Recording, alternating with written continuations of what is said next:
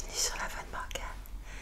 Je souris puisque j'avais commencé la lecture sans brancher le micro. Alors, une lecture murmurée, mais en plus sans micro, ça risquait d'être compliqué. Voilà pourquoi je souris.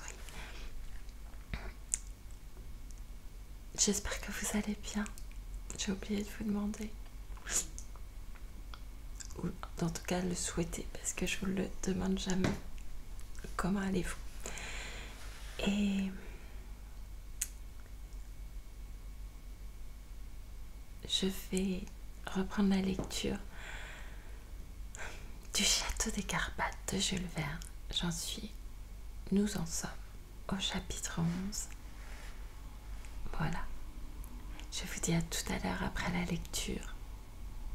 Peut-être une petite chanson, mais si c'est le cas, elle sera en anglais et j'aurai besoin des paroles. Je ne sais pas.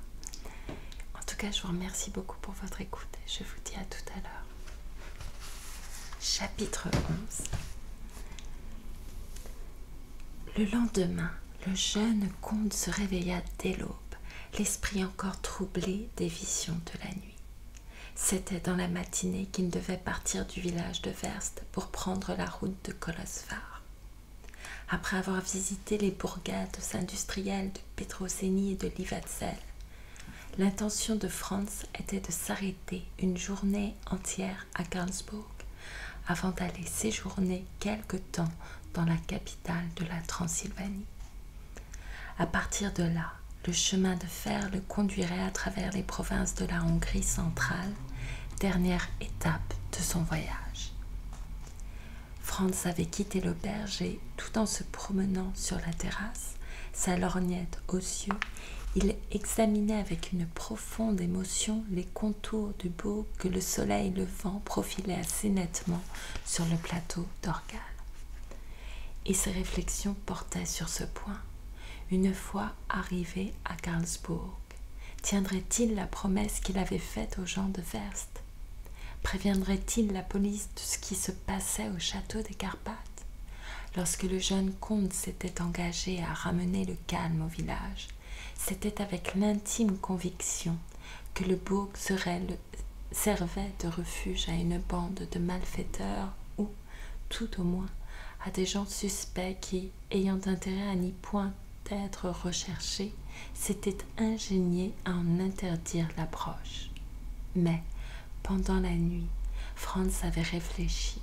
Un revirement s'était opéré dans ses idées, et il hésitait à présent. En effet, depuis 5 ans, le dernier descendant de la famille de Gortz, le baron Rodolphe, avait disparu, et ce qu'il était devenu, personne ne l'avait jamais pu savoir.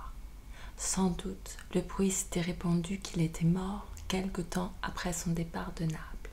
Mais qu'y avait-il de vrai? Quelle preuve avait-on de cette mort? Peut-être le baron de Gortz vivait-il, et s'il vivait, pourquoi ne serait-il pas retourné au château de ses ancêtres? Pourquoi Orphanik, le seul familier qu'on lui connût, ne l'y aurait-il pas accompagné? Et pourquoi cet étrange physicien ne serait-il pas l'auteur et le metteur en scène de ces phénomènes qui ne cessaient d'entretenir l'épouvante dans le pays? C'est précisément ce qui faisait l'objet des réflexions de Franz. On en conviendra. Cette hypothèse paraissait assez plausible et, si le baron Rodolphe de Gortz et Orphanik avaient cherché refuge dans le bourg, on comprenait qu'ils eussent voulu le rendre inabordable afin d'y mener la vie d'isolement qui convenait à leurs habitudes et à leur caractère. Or, s'il en était ainsi, quelle conduite le jeune comte devait-il adopter? Était-il à propos qu'il cherchât à intervenir dans les affaires privées du comte de Gortz? C'est ce qu'il se demandait, pesant le pour et le contre de la question, lorsque Rotzko vint le rejoindre sur la terrasse. Il jugea à propos de lui faire connaître ses idées à ce sujet. « Mon maître, répondit Rotzko, il est possible que ce soit le baron de Gortz qui se livre à toutes ces imaginations diaboliques. Eh bien, si cela est, Mon avis est qu'il ne faut point nous en mêler. Les poltrons de Werst se tireront de là comme ils l'entendront, c'est leur affaire, et nous n'avons point à nous inquiéter de rendre le calme à ce village. Soit, répondit Franz, et, tout bien considéré, je pense que tu as raison, mon brave Rotzko. Je le pense aussi, répondit simplement le soldat. Quant à maître Kolst et aux autres, ils savent comment s'y prendre à cette heure pour en finir avec les prétendus esprits du bourg. En effet, mon maître, ils n'ont qu'à prévenir la police de Karlsburg. Nous nous mettrons en route après déjeuner, Rotzko. Tout sera prêt. Mais avant de redescendre dans la vallée de la Sille, nous ferons un détour vers le Pleuza. Et pourquoi, mon maître? Je désirerais voir de plus près ce singulier château des Carpates. Mais à quoi bon? Une fantaisie, Rotzko, une fantaisie qui ne nous retardera pas même d'une journée, d'une demi-journée. Rotzko fut très contrarié de cette détermination qui lui paraissait au moins inutile. Tout ce qui pouvait rappeler trop vivement au jeune comte le souvenir du passé, il aurait voulu l'écarter. Cette fois, ce fut en vain, et il se heurta à une inflexible résolution de son maître. C'est que Franz, comme s'il eût subi quelque influence irrésistible, se sentait attiré vers le bourg. Sans qu'il s'en rendît compte, peut-être cette attraction se rattachait-elle à ce rêve dans lequel il avait entendu la voix de la Stilla murmurer la plaintive mélodie de Stefano. Mais avait-il rêvé? Oui. Voilà ce qu'il en était à se demander, se rappelant que, dans cette même salle du roi Mathias, une voix s'était déjà fait entendre, assurait-on. Cette voix dont Nick avait si imprudemment bravé les menaces. Aussi, avec la disposition mentale où se trouvait le jeune comte, ne s'étonnera-t-on pas qu'il eût formé le projet de se diriger vers le château des Carpates, de remonter jusqu'au pied de ces vieilles murailles, sans avoir d'ailleurs la pensée d'y pénétrer. Il va de soi que Franz de Télek était bien décidé à ne rien faire connaître de ses intentions aux habitants de Werst. Ces gens auraient été capables de se joindre à Rotzko pour le dissuader de s'approcher du bourg, et il avait recommandé à son soldat de se taire sur ce projet. En le voyant descendre du village vers la vallée de la Sille, personne ne mettrait en doute que ce ne fût pour prendre la route de Karlsburg. Mais, du haut de la terrasse, il avait remarqué qu'un autre chemin longeait la base du Retiesa jusqu'au col de Vulcan. Il serait donc possible de remonter les croupes du Pleuza sans repasser par le village et, par conséquent, sans être vu de maître Koltz ni des autres. Vers midi, après avoir réglé sans discussion la note un peu enflée que lui présenta Jonas en l'accompagnant de son meilleur sourire, Franz se disposa au départ. Maître Koltz, la jolie Miriota, le magister Hermod, le docteur Patak, le berger Frick et nombre d'autres habitants étaient venus lui adresser leurs adieux. Le jeune forestier avait même pu quitter sa chambre et l'on voyait bien qu'il ne tarderait pas à être remis sur pied, ce dont l'ex-infirmier s'attribuait tout l'honneur. « Je vous fais mes compliments, Nick-Deck, lui dit Franz, à vous ainsi qu'à votre fiancé. »« Nous les acceptons avec reconnaissance, répondit la jeune fille, rayonnante de bonheur. « Que votre voyage soit heureux, monsieur le comte, ajouta le forestier. « Oui, puisse-t-il l'être, répondit Franz, dont le front s'était assombri. « Monsieur le comte, dit alors maître Koltz, nous vous prions de ne point oublier les démarches que vous avez promis de faire à Karlsburg. »« Je ne l'oublierai pas, maître Koltz, répondit Franz.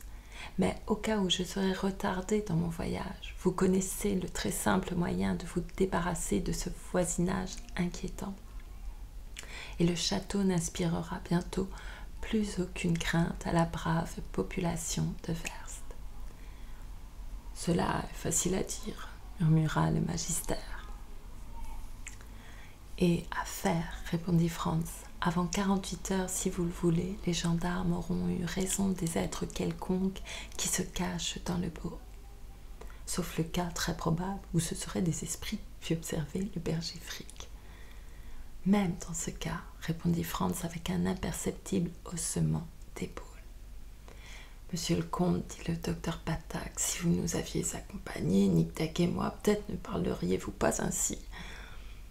Cela m'étonnerait, docteur, répondit Franz, et quand même j'aurais été comme vous, si singulièrement retenu par les pieds dans le fossé du bourg. Par les pieds, oui, monsieur le comte, ou plutôt par les bottes. Et à moins que vous ne prétendiez que, dans l'état d'esprit où je me trouvais, j'ai rêvé.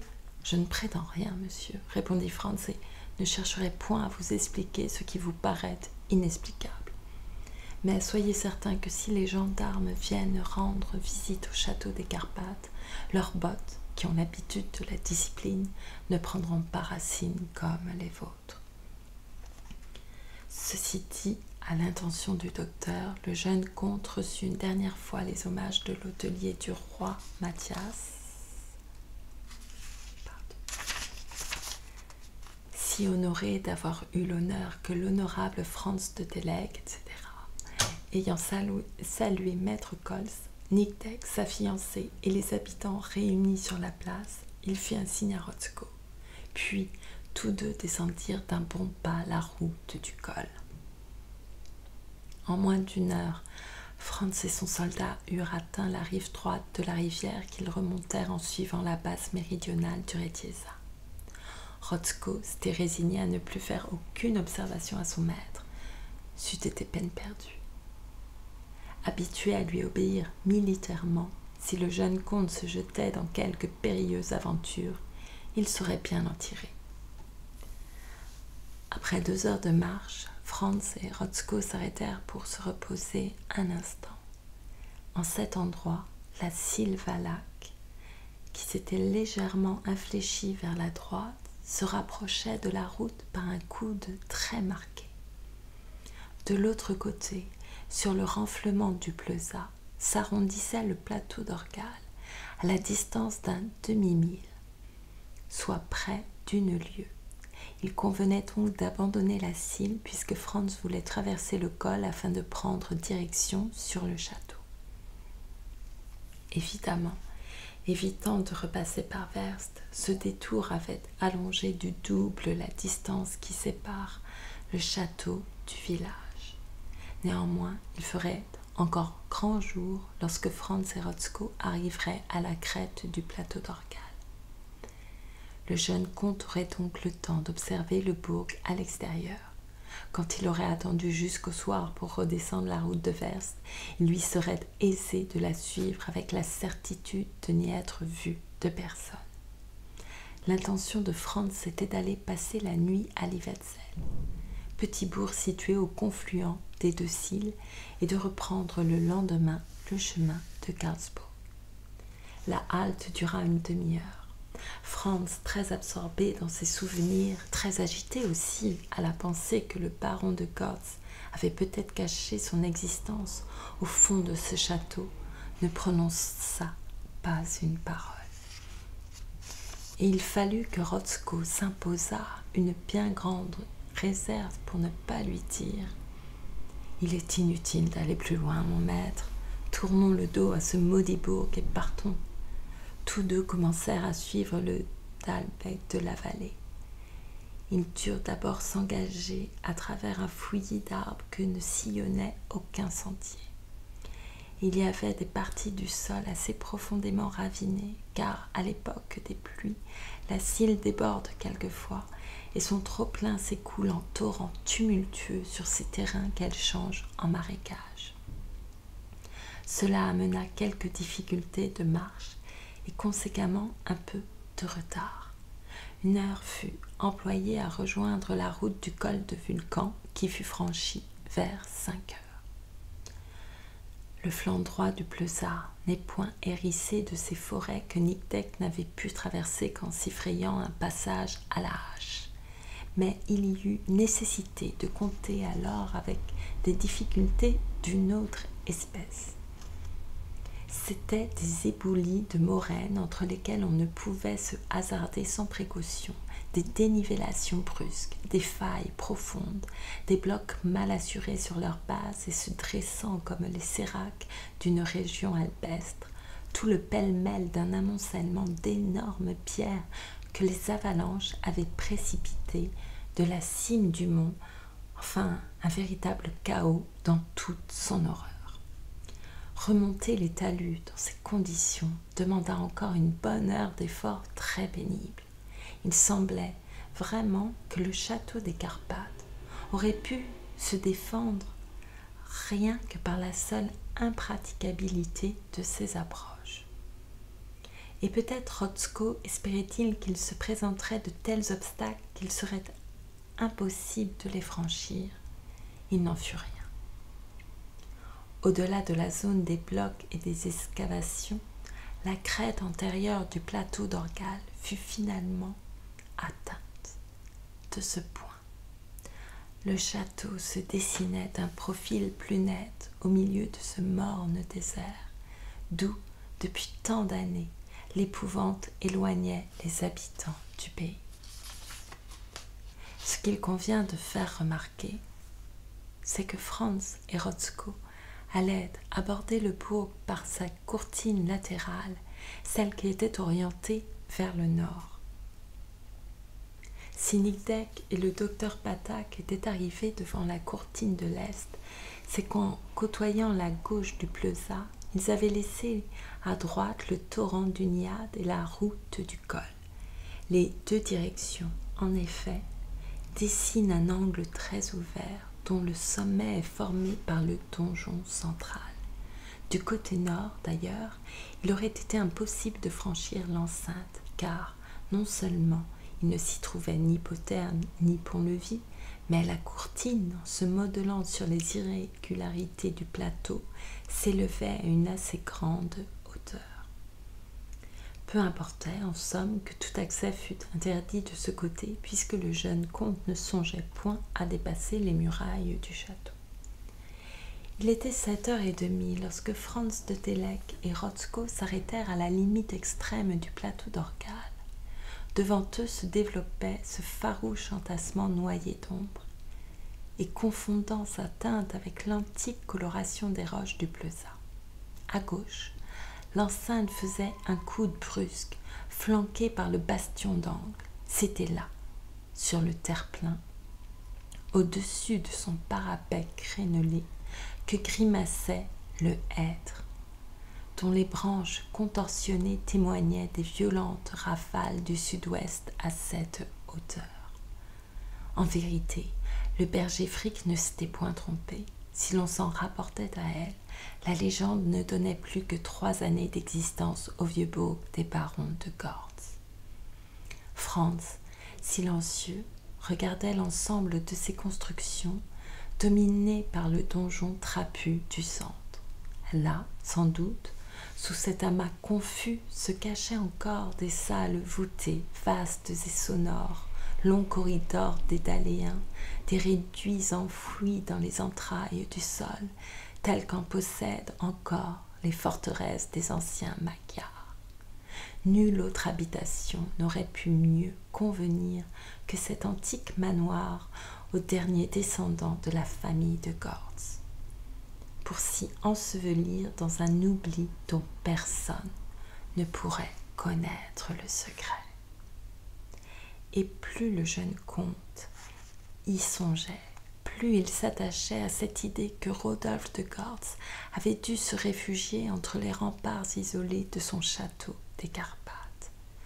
Rien d'ailleurs ne décelait la présence d'hôtes quelconque à l'intérieur du donjon. Pas une fumée ne se détachait de ses cheminées. Pas un bruit ne sortait de ses fenêtres hermétiquement closes. Rien, pas même un cri d'oiseau, ne troublait le mystère de la ténébreuse demeure. Pendant quelques moments, Franz embrassa avidement du regard cette enceinte qui s'emplissait autrefois du tumulte des fêtes et du fracas des armes. Mais il se taisait, tant son esprit était hanté de pensées accablantes. son cœur gros de souvenirs. Rotzko, qui voulait laisser le jeune comte à lui-même, avait eu soin de se mettre à l'écart. Il ne se fut pas permis de l'interrompre par une seule observation. Mais lorsque le soleil déclinant derrière le massif du Pleuza, la vallée des Deux Cils commença à s'emplir d'ombre, il n'hésita plus. « Mon maître, dit-il, le soir est venu, nous allons bientôt sur 8 heures. » Franz ne parut pas l'entendre. « Il est temps de partir, reprit Rotzko, si nous voulons être à Livetzel avant que les auberges soient fermées. » Rotzko, dans un instant, oui, dans un instant, je suis à toi, répondit Franz. Il nous faudra bien 1 heure, mon maître, pour regagner la route du col, et comme la nuit sera close, alors nous ne risquerons point d'être vus en la traversant. Encore quelques minutes, répondit Franz, et nous redescendrons vers le village. Le jeune comte n'avait pas bougé de la place où il s'était arrêté en arrivant sur le plateau d'Orgal. « N'oubliez pas, mon maître, reprit Rotzko, que la nuit il sera difficile de passer au milieu de ces roches. À peine y sommes-nous parvenus lorsqu'il faisait grand jour. Vous m'excuserez si j'insiste. »« Oui, partons, Rotzko, je te suis. » Et il semblait que Franz fût invinciblement retenu devant le bourg, peut-être par un de ces pressentiments secrets dont le cœur est inhabile à se rendre compte. Était-il donc enchaîné au sol, comme le docteur Patak disait l'avoir été dans le fossé, au pied de la courtine? Non, ses jambes étaient libres de toute entrave, de toute embûche. Il pouvait aller et venir à la surface du plateau, et s'il l'avait voulu, rien ne l'eût empêché de faire le tour de l'enceinte en longeant le rebord de la contrescarpe. Et peut-être le voulait-il. C'est même ce que pensa Rotzko, qui se décida à dire une dernière fois. « Venez-vous, mon maître ?»« Oui, oui, » répondit Franz, et il restait immobile. Le plateau d'Orgal était déjà obscur. L'ombre élargie du massif, en remontant vers le sud, dérobait l'ensemble des constructions dont les contours ne présentaient plus qu'une silhouette incertaine. Bientôt, rien n'en serait visible. Si aucune lueur ne jaillissait des étroites fenêtres du donjon. « Mon maître, venez donc !» répéta Rotzko, et Franz allait enfin le suivre lorsque, sur le terre-plein du bastion où se dressait le hêtre légendaire, apparut une forme vague. Franz s'arrêta, regardant cette forme dont le profil s'accentuait peu à peu. C'était une femme, la chevelure dénouée, les mains tendues, enveloppée d'un long vêtement blanc. Mais ce costume, n'était-ce pas celui que portait la Stilla dans cette scène finale d'Orlando, où Franz de Télek l'avait vue pour la dernière fois? Oui, et c'était la Stilla, immobile, les bras dirigés vers le jeune comte, son regard si pénétrant attaché sur lui. « Elle !» s'écria-t-il. Et, se précipitant, il le roulait jusqu'aux assises de la muraille, si Rotzko ne l'eût retenu. L'apparition s'effaça brusquement. C'est à peine si la Stilla s'était montrée pendant 1 minute. Peu importait, 1 seconde eût suffi à Franz pour la reconnaître, et ces mots lui échappèrent. Elle est vivante.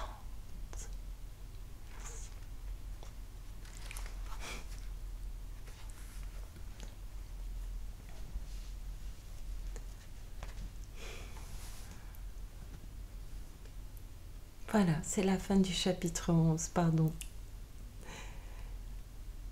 Je suis pas encore très douée avec les vidéos.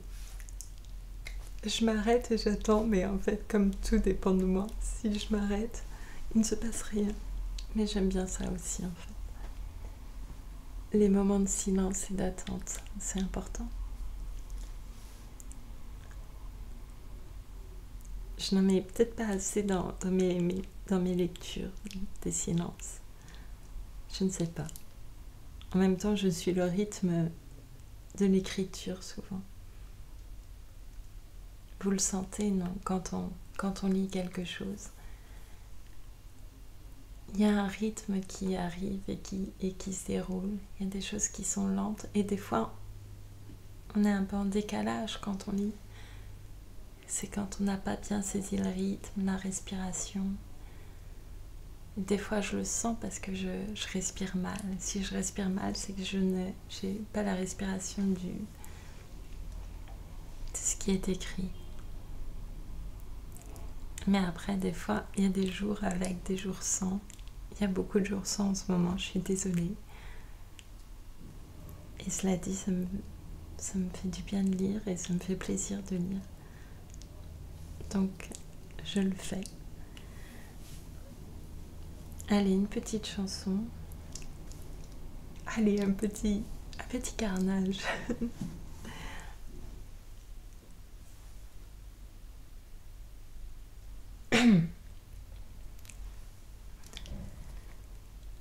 Blue moon, you saw me standing alone, without a dream in my heart, without a love of my own. Blue moon, you knew just what I was there for.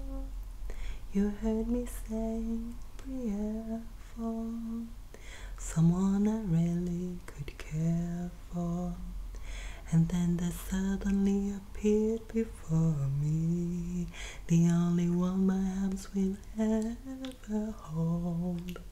I heard somebody whisper, please adore me, and when I looked the moon had turned to gold. Blue moon, blue moon, now I'm no longer alone, without a dream in my heart, without the love of my own. And then there suddenly appeared before me the only one my hands will ever hold. I heard somebody whisper, please adore me, and when I looked the moon had turned to gold. Blue moon, now I'm no longer alone, without a dream in my heart, without the love of my home. Je vous remercie, je vous souhaite une très belle nuit, une très douce nuit.